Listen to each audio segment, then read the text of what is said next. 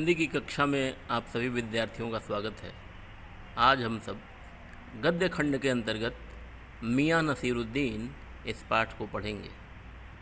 लेकिन पाठ को पढ़ने से पूर्व पाठ की लेखिका कृष्णा शोभती जी के बारे में हम थोड़ी जानकारी कर लेते हैं। तो इनका जन्म 18 फरवरी सन 1925 ईस्वी में आज के गुजरात और उस समय के पश्चिमी पंजाब प्रांत में हुआ था, जो कि इस समय पाकिस्तान में स्थित है।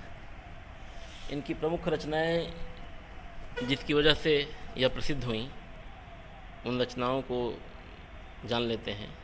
तो इनकी वो रचनाएं जिन्होंने इन्हें प्रसिद्धि दी वे इस प्रकार हैं: जिंदगी नामा, दिलो दानिश, ए लड़की, समय सरगम, ये सभी उपन्यास थे।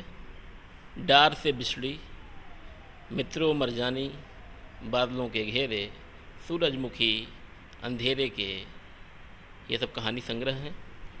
और हम हशमत, शब्दों के आलोक में, ये शब्द चित्र और संस्मरण थे।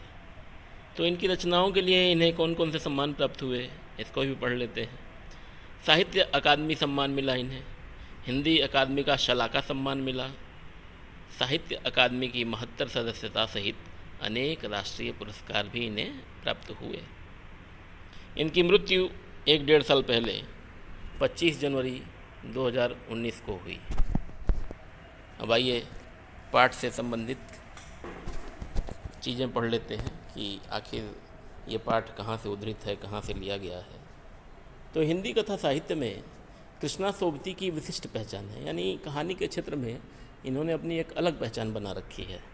वे मानती हैं कि कम लिखना विशिष्ट लिखना है, यानी ये उनका मानना है कि कम ही लिखो, लेकिन लेखन ऐसा हो जो विशिष्ट हो, विशेषता हो लेखन में। यही कारण है कि उनके संयमित लेखन और साफ सुथरी रचनात्मकता ने अपना एक नित नया पाठक वर्ग बनाया है। यानी जो पाठक इन्हें एक बार पढ़ लेता है वो फिर इनके लेखन को हमेशा पढ़ता ही रहता है, वह इनके वर्ग का सदस्य हो जाता है, इनकी लेखनी का पायमाल हो जाता है, सदस्य हो जाता है हमेशा के लिए। इनका पाठक वर्ग बढ़ जाता है। उनके कई उपन्यासों, लंबी कहानियों और संस्मरणों ने हिंदी के साहित्य संसार में अपनी दीर्घजीवी उपस्थिति सुनिश्चित की है। उन्होंने हिंदी साहित्य को कई ऐसे यादगार चरित्र दिए हैं जिन्हें अमर कहा जा सकता है, और इसी श्रेणी में नाम है मित्रों, शाहनी, हशमत आदि। भारत पाकिस्तान पर जिन लेखकों ने हिंदी में कालजयी रचनाएं लिखीं, उनमें कृष्णा शोभती का नाम पहली कतार में रखा जाएगा। यानी भारत और पाकिस्तान के संबंधों पर रचनाएं करने की अगर बात हो तो उसमें कृष्णा शोभती का नाम अग्रणी होता है। बल्कि यह कहना उचित होगा कि यशपाल के झूठा सच, राही मासूम रजा के आधा गांव और भीष्म साहनी के तमस के साथ साथ कृष्णा शोभती का जिंदगी नामा इस प्रसंग में एक विशिष्ट उपलब्धि है। यानी इन लेखों में जितने भी नाम अभी गिनाए गए आपको, भारत और पाकिस्तान के संबंधों पर रचनाएं की गई हैं। आइए अब लेसन को पढ़ते हैं, पाठ को पढ़ते हैं। तो सबसे पहले ये मियां नसीरुद्दीन जो पाठ है, ये हम हशमत जो कि कृष्णा शोभती की रचना है वहाँ से लिया गया है। इसमें ख़ानदानी नानबाई मियां नसीरुद्दीन के व्यक्तित्व, रुचियों और स्वभाव का शब्द चित्र खींचा गया है कि ये जो प्रमुख पात्र है इस कहानी का, मियां नसीरुद्दीन, उसकी क्या रुचियां हैं, उसका व्यक्तित्व कैसा है, वो उसका स्वभाव कैसा है, इस बारे में बताया गया है। मियां नसीरुद्दीन अपने मसीहाई अंदाज से रोटी पकाने की कला और उसमें अपने ख़ानदानी महारत को बताते हैं। वे ऐसे इंसान का भी प्रतिनिधित्व करते हैं जो अपने पेशे को कला का दर्जा देते हैं और करके सीखने को असली हुनर मानते हैं। साहबों, उस दिन अपन मटिया महल की तरफ से न गुजर जाते तो राजनीति, साहित्य और कला के हजारों हजार मसीहों के धूम धड़क्के में नानबाइयों के मसीहा मियां नसीरुद्दीन को कैसे तो पहचानते और कैसे उठाते लुत्फ़ उनके मसीही अंदाज का। छात्रों, लेखिका ने कहानी की शुरुआत एक पत्रकार के कथन से किया है। पत्रकार क्या कहते हैं, पाठकों को संबोधित करते हुए कहते हैं कि साहबों, उस दिन मैं मटिया महल की तरफ से जा रहा था और अगर उधर से चला गया होता तो राजनीति, साहित्य और कला के हजारों हजार जानकारों और विशेषज्ञों के भीड़ में मैं नानबाइयों के मसीहा जिनको कहा जाता है मियां नसरुद्दीन को कैसे पहचान पाता और कैसे उनके मसीही अंदाज का मज़ा उठाता। देखिए छात्रों, यहाँ मसीहा शब्द आया है तो यूँ तो मसीहा शब्द का अर्थ देवता या मालिक होता है, लेकिन यहाँ मसीहा शब्द का अर्थ विशेषज्ञ या जानकार से है और कहीं कहीं इसका अर्थ मालिक या देवता से भी है। तो हम बताते चलेंगे कहाँ इसका अर्थ मालिक है या देवता है और कहाँ इसका अर्थ विशेषज्ञ या जानकार है। तो पत्रकार कह रहे हैं कि अगर मैं उस दिन मटिया महल की तरफ से गुजर गया होता तो राजनीति, साहित्य और कला के जानकारों के भीड़ में मैं नानबाइयों के मसीहा, देखिए यहाँ जो नानबाइयों का मसीहा आया है, यहाँ नानबाइयों के मसीहा से मालिक अर्थ है नानबाइयों के मालिक या नानबाइयों के देवता। और जो पहले मसीहों के धूम धड़क्के में यहाँ जो मसीहा आया है, यहाँ इसका अर्थ विशेषज्ञ होगा। तो कहा कि नानबाइयों के मसीहा यानी नानबाइयों के देवता मियां नसीरुद्दीन को मैं कैसे पहचान पाता और कैसे उनके मसीही अंदाज का मज़ा उठाया होता मैंने, अगर मैं वहाँ से चला गया होता। हुआ यह कि हम एक दोपहरी जामा मस्जिद के आड़े पड़े मटिया महल के गढ़ैया मोहल्ले की ओर निकल गए। पत्रकार साहब कहते हैं कि एक दोपहर मैं जामा मस्जिद के आड़े यानी उसकी सीध में हॉरिजॉन्टल मटिया महल के गढ़ैया मोहल्ले की ओर चला गया। एक निहायत मामूली अंधेरी सी दुकान पर पटापट आटे का ढेर संते देख ठिठके और मैंने एक मामूली सी दुकान देखी जिसमें ज़्यादा प्रकाश नहीं था, अंधेरा सा था उसमें। और देखता क्या हूँ बाहर से ही कि उसमें आटे के ढेर साने जा रहे हैं तेज़ी से। तो सोचा सेवइयों की तैयारी होगी, पर पूछने पर मालूम हुआ ख़ानदानी नानबाई मियां नसीरुद्दीन की दुकान पर खड़े हैं। तो मुझे लगा कि ये सेवइयाँ बनाने की तैयारी हो रही है, पर जब मैंने पूछा तो ये मालूम हुआ कि ये किसी ऐरे गैरी की दुकान नहीं, ये ख़ानदानी नानबाई मियां नसीरुद्दीन की दुकान है। मियां मशहूर हैं 56 किस्म की रोटियां बनाने के लिए। अब देखिए, एक दो किस्म की रोटियां नहीं बनाते हैं मियां नसीरुद्दीन, 56 किस्म की रोटियां बनाते हैं। हमने जो अंदर झांका तो पाया मियां चारपाई पर बैठे बीड़ी का मज़ा ले रहे हैं। और जब मैंने दुकान के अंदर झांक कर देखा तो देखता हूँ कि मियां नसीरुद्दीन बीड़ी पी रहे हैं। मौसमों की मार से पका चेहरा, आँखों में काइयाँ भोलापन और पेशानी पर मजे हुए कारीगर के तेवर। और जब मैंने देखा उनको तो मौसमों की मार से पका हुआ उनका चेहरा था, कहने का मतलब उम्र दराज थे। आँखों में काइयाँ भोलापन था, भोलापन तो आँखों में था लेकिन धूर्तता का, काइयाँ यानी धूर्तता होता है, धूर्त भोलापन था। और क्या था, पेशानी पर मजे हुए कारीगर के तेवर। और पेशानी यानी होता है माथा, तो उनके माथे पर मजे हुए कारीगरों वाले तेवर दिखाई दिए। हमें गाहक समझ मियाँ ने नज़र उठाई, फरमाइए। तो मियाँ नसीरुद्दीन ने जब मुझे देखा तो उन्होंने समझा कोई ग्राहक है, तो मुझसे बोला जी कहिए। तो झिझक से कहा आपसे कुछ एक सवाल पूछने थे। पत्रकार साहब कहते हैं झिझकते हुए कि जी मुझे आपसे कुछ प्रश्न पूछने हैं, आपको वक्त हो तो, अगर आपके पास समय है तो। मियाँ नसीरुद्दीन ने पंचहजारी अंदाज से सिर हिलाया। निकाल लेंगे वक्त थोड़ा, यह तो कहिए आपको पूछना क्या है। तो पंचहजारी पहले के ज़माने में जो सेनापति होता था अकबर वगैरह के ज़माने में, उसके अंडर 5000 सैनिक होते थे, तो उसे पंचहजारी सेनापति कहा जाता था। तो यहाँ पंचहजारी का मतलब होता है मालिकाना अंदाज, यानी 5000 सेनाओं का मालिक जो होता था वो पंचहजारी कहलाता था। तो यहाँ भी पंचहजारी अंदाज से मतलब है मालिकाना अंदाज में। उन्होंने सिर हिलाया कि जी ठीक है, वक्त निकाल लेंगे आपके लिए, कहिए तो आप क्या पूछना चाहते हैं। फिर घूर कर देखा और जोड़ा, मियाँ कहीं अखबार नवीस तो नहीं हो। फिर थोड़ी देर तक मुझे घूर कर देखा और पूछ लिया कि कहीं अखबार नवीस यानी पत्रकार तो नहीं हो तुम? यह तो खोजियों की खुराफात है। यानी पत्रकारिता को वह कह रहे हैं कि ये खोजियों की यानी खोज करने वालों की खुराफात है यह धंधा, अखबार नवीसी यानी पत्रकारिता। हम तो अखबार बनाने वाले और अखबार पढ़ने वाले दोनों को ही निठल्ला समझते हैं। मियाँ कहते हैं कि जो अखबार बनाते हैं और जो अखबार पढ़ते हैं दोनों को ही हम बेकार का आदमी, निठल्ला समझते हैं, बेकार का आदमी समझते हैं।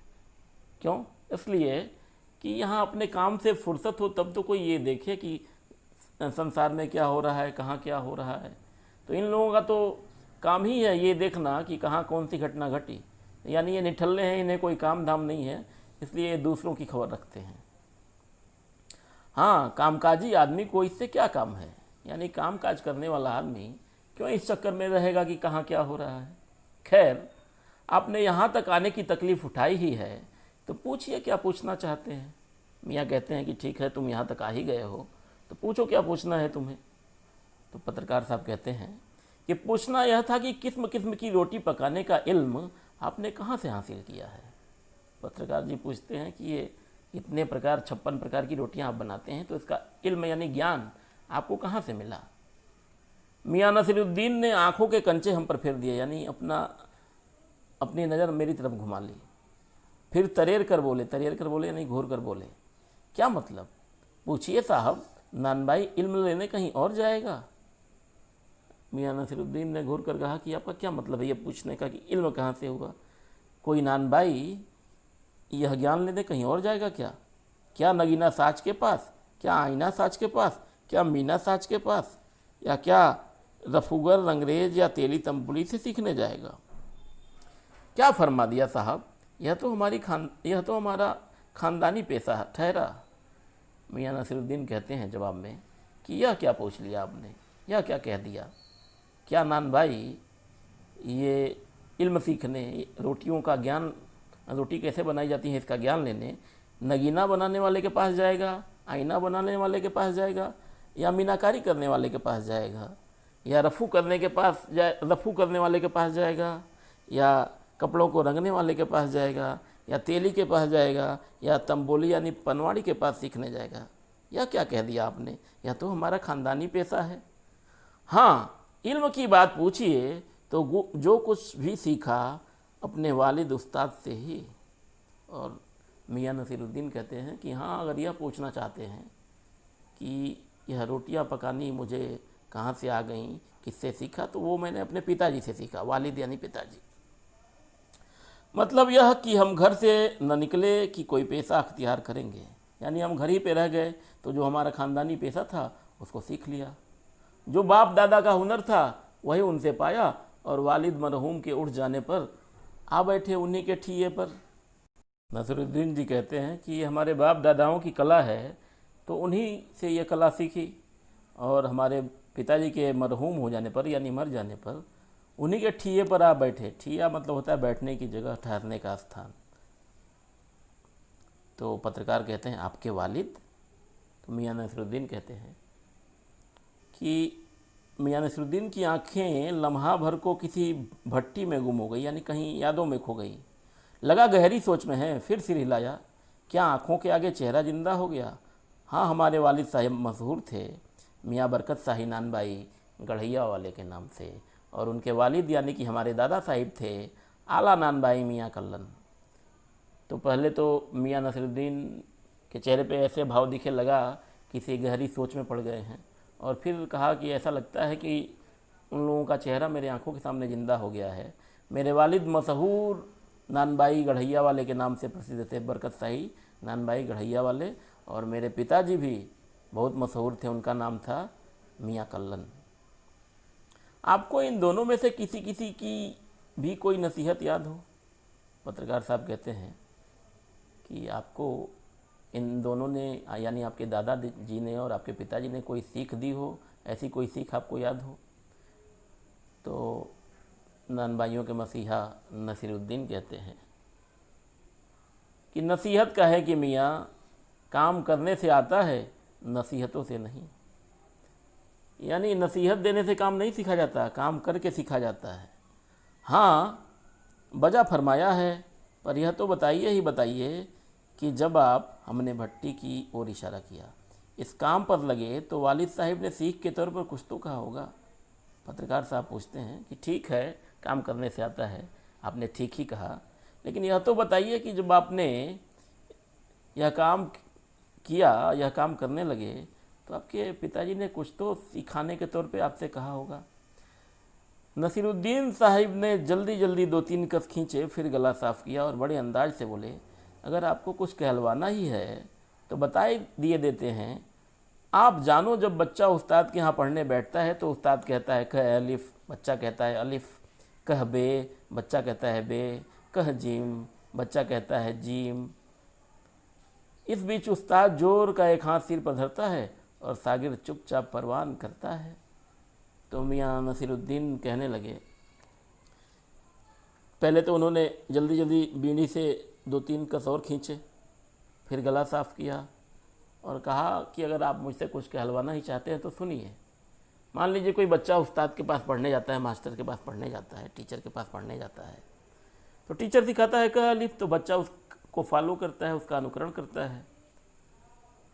कह बे, बच्चा बे कहता है, कह जीम, बच्चा जीम कहता है। यानी अध्यापक जैसा कहता है बच्चा वैसा ही कहता और सीखता जाता है। और फिर उस्ताद अपना हाथ छात्र के सर पर रखता है, सिर पर रखता है और शिष्य सब कुछ सीख जाता है, परवान चढ़ा लेता है, अपने दिमाग में रख लेता है।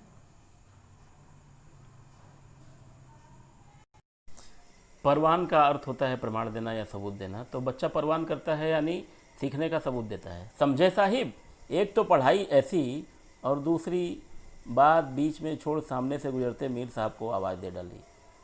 यानी उन्होंने कहा आप समझे कि नहीं समझे, एक तो पढ़ाई और दूसरी ये सेंटेंस, ये वाक्य पूरा नहीं किया और किसी को देख के बातचीत बीच ही में छोड़ के सामने से गुजरते किसी मीर साहब को आवाज़ देते हैं, कहो भाई मीर साहिब, सुबह न आना हुआ, पर क्यों?